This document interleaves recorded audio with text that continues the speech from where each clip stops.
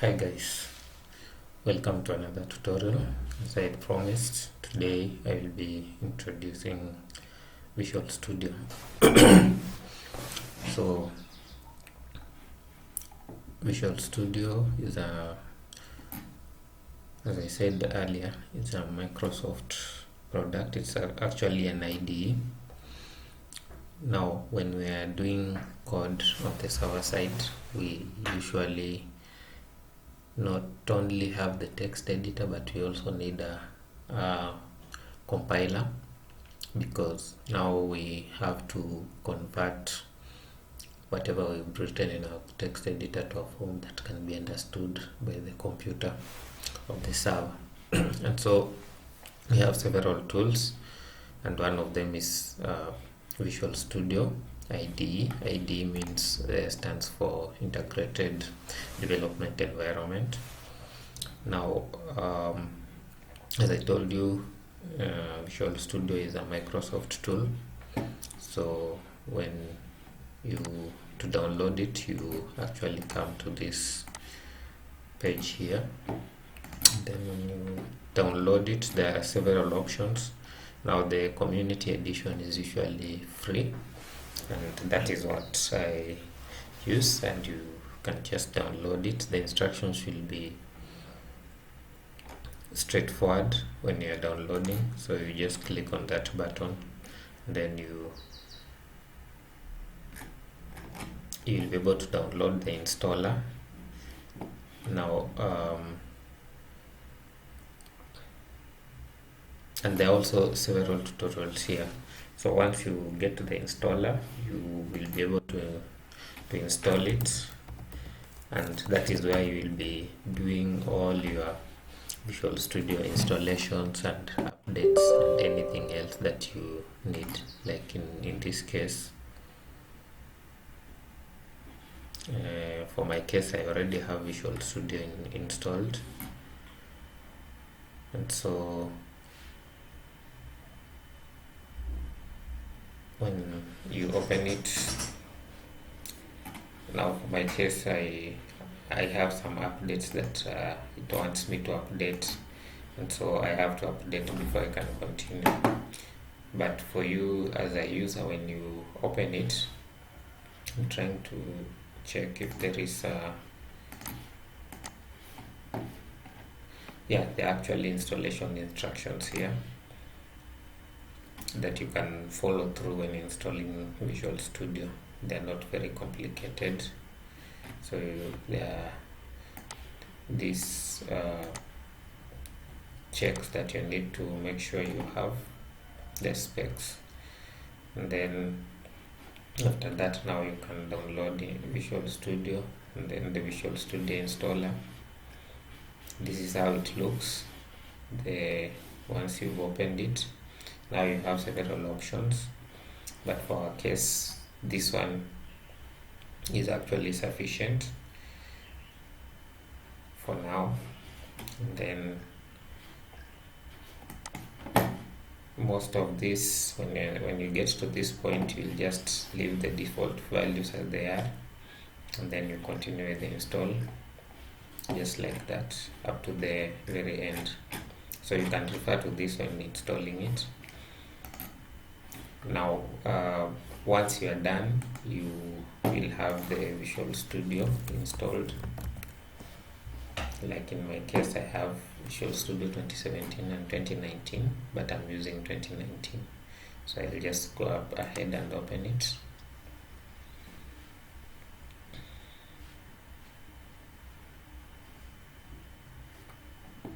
And then I'll say continue without code. And so while we are in the Visual Studio environment, I want us to start by what we call console application. It's just a simple application, and for today what we want to do is just to, by way of introduction, just want to introduce some of these concepts. And today we'll basically be looking at input and output, just something simple. So for start, we will create a new project, and then I'll create a new project, and I'll just go with the default choice I've been given there, and then I go next, and then I'll give it the project's name, which is my first app. And then we have this option of placing the solution and project in the same directory. You don't have to do it, you can do it. And then I want to save it on the desktop, so I can actually create a folder.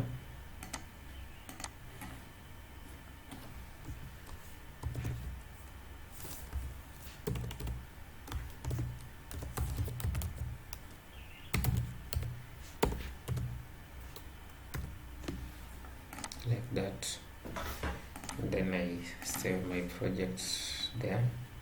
So that is the location, and then this is the name of the solution, and this is the name of the project. Then I can create, just have everything as default.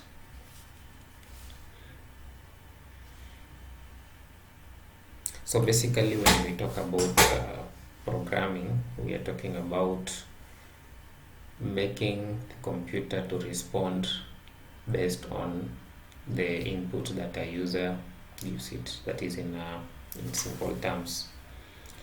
Now we've already that has been opened. Now you can see that we have a template that we've already been given in a console application. Now this in itself is already a complete program, and when we run it, this is the main function that will be called when we run this program. Now this is how we run it, but before you run, you have to build the solution first, the solution that we've created here. And basically, just to explain to you, when you have this console.write line, it's basically telling the computer to write whatever is here to the output, basically. So when we run it, we expect to see these words on the screen, and so you can always build, and then you will see the status here. Here we are being told that the build has succeeded, and nothing has failed, and nothing is up to date, and nothing is skipped. So if we build the second time, we should expect that because we've already built and we've not made any changes, we'll expect it to show us that it's up to date. Let's build again. We can rebuild the solution.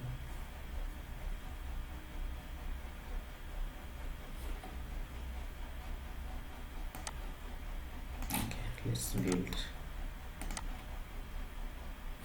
0 failed, and this is up to date. If you rebuild, it's basically you're ignoring the previous build, and so it's like you're building afresh. So it will tell you unsucceeded. But if we say we build, it will only want to build the parts of the program that had not been built previously. And so that is our program. So to run it, we use this button here that you can see. So when we run it, this is our console, the one that we are talking about, why we call it a console application. Now you can see it's printed the words hello world. That is basically the first computer program. If you can manage to do this, that will be so good. So you can add additional lines. For example, we can say console dot write line,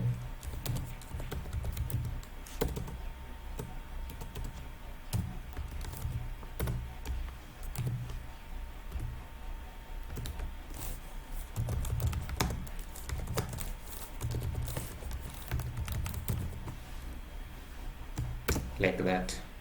Now another thing that you need to know is that the execution of code is usually sequential. Like when I'm running this function, this is the name of the function, as I said, the main function.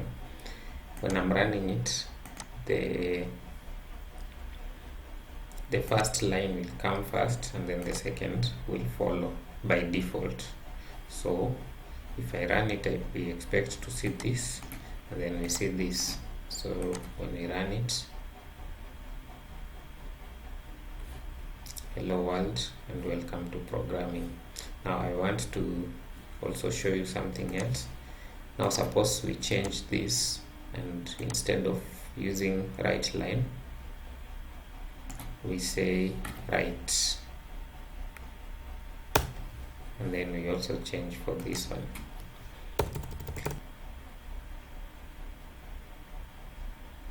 Like that. So because I used write here, it doesn't create a new line after the first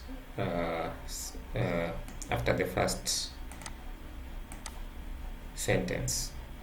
But then if I come here again and say console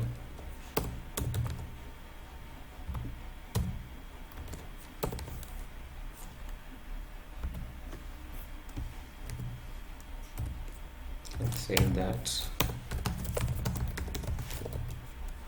of course we expect now that it will show everything on the same line because all of them have used console.write. Like that. Hello world, welcome to programming. Did you see that? Now I want to add this here so that you can see what happens. It will add a line after this. So like the first one, it's written, and then the second one, and then at the end of the second one, because we've added write line, it adds a new line. And so in our console application, we have that the first two on the same line, and then the third one. Now that is about output. Basically, it's outputting to the screen. Now, what if I want to give it an input? So I can say at this point I want to change this, and then I say press any key to continue. So when I do that, then in the next,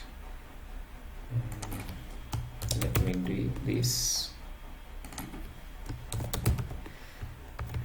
and then after this, I want to input a new text, or to press a key so that we can see what happens.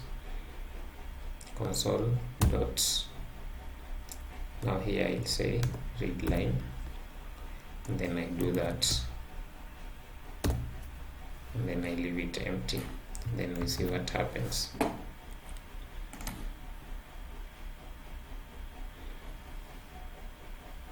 So you can see when it gets to that point, it pauses and waits for my input. So I can say,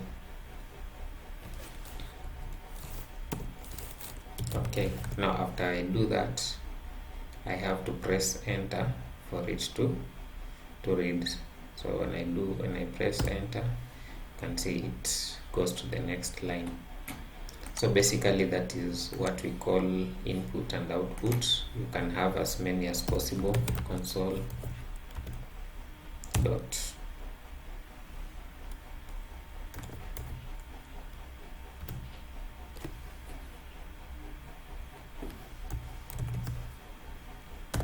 Like that. Then I can even put this here.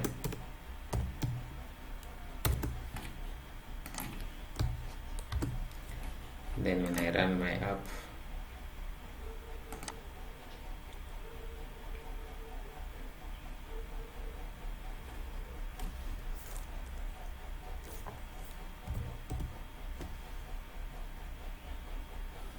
then I put this, I put n, then like that.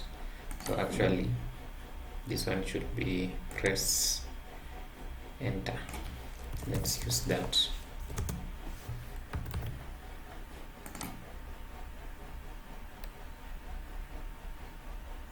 So that we don't have to input keys. So if I press enter, then here I can do that.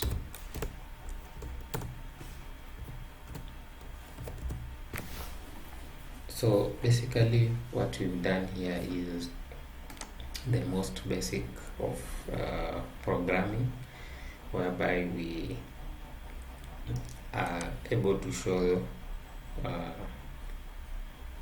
text output, and also we are able to read the user input from the keyboard.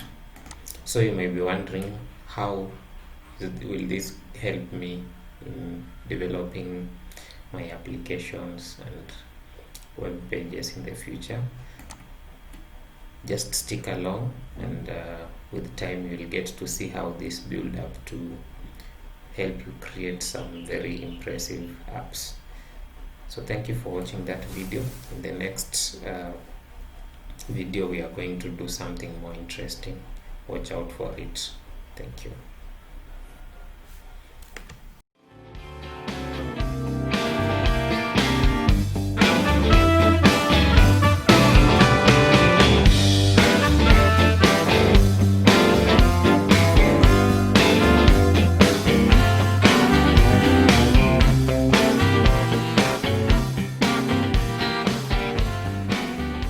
If you enjoyed this video, kindly like and subscribe. Thank you for watching. See you in the next